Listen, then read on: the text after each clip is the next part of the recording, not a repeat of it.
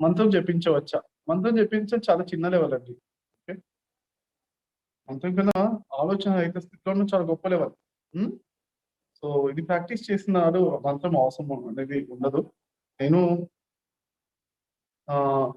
Intermediate first year ఆ టైంలోనే నేను అన్ని లక్షలాది బుక్స్ చదువుకునేవాడిని కాబట్టి, కథల బుక్స్, కథలన్నీ లక్షలాది కథలు చదివాను కాబట్టి నాకు ఒక కథలో హనుమంతుడు రామ రామ రామ రామ అనేది విన్నాను. దీని తర్వాత నేను మరి ఇంటర్ ప్లస్ ఫస్ట్ ఇయర్ లో రామ రామ రామ రామ రామ రామ రామ రామ రామ రామ రామ ఇలా అనమాట. ఎట్లా అనాలంటే మంత్రం చెప్పించేటప్పుడు అంటే కొన్ని రూల్స్ ఉంటాయి అన్నమాట. ఆ రూల్స్ అంటే ఆలోచన లేకుండా చెప్పించాలి. ఆటోమేటిక్ అప్పుడు నాకు అటువంటి స్కిల్ వచ్చేసింది.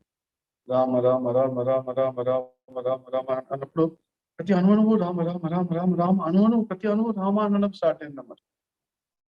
అలా అనమాట. అలా చేసేసరికి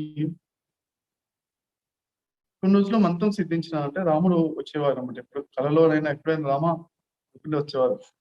తుమ్మిన దగ్గిన రామ అనుకుంటే అలా రామ అని అయితే ఆవులింద వచ్చిన రామ అలా అలా ఒక మంత్రం అనేది అలవాటుగా అయిపోయింది అన్నమాట. అలా అలవాటు అయిపోయిన తర్వాత ఇంకా రాముని యొక్క అపారమైన శక్తి అలా దిగి వచ్చేది అన్నమాట. అలా మంత్రం సిద్ధించడం అన్నమాట. ఇప్పుడు అది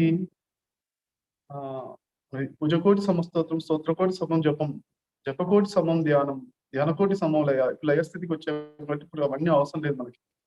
ఓకే, సో జపకోటి సమం ధ్యానం. ధ్యానం అంటే ఏంటంటే మరి కోటి జపాలు చేస్తే ఒక ధ్యానంతో సమానం. ఓకే, ఒక సెకండ్ ఆలోచన రహిత స్థితి ఉంటే క్షణిక సమాధి అంటారు. 12 సెకండ్ ఉంటే తన్మాత్ర అంటారు. 12 అంటే 144 సెకండ్లు అంటే ధ్యానం అంటారు. 2 నిమిషాల 24 సెకండ్లు ఆలోచన లేకుండా ఉంటే ధ్యానం అనమాట. అలాంటి ధ్యానాలు కోటి ధ్యానాలు చేస్తే లయస్థితికి ధ్యానకోటి సమం లయం అంటారు.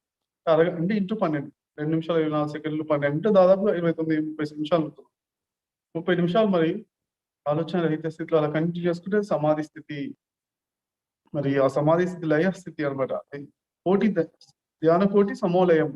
కోటి ధ్యానం చేసిన వారికి ఆలోచన రహిత స్థితి పట్టు వస్తుంది అనమాట. అటువంటిది ఎన్నో జన్మల్లో సాధన అంత ఫలించడం రావడంలో ఇది ఇక్కడ గుడాకేశకు రావడం వల్ల మీకు అలా అరగంట సేపు ఆలోచన లేకుండా కూర్చొని సమాధి స్థితికి లయ స్థితికి వెళ్ళడం వల్ల ఈజీ అనమాట.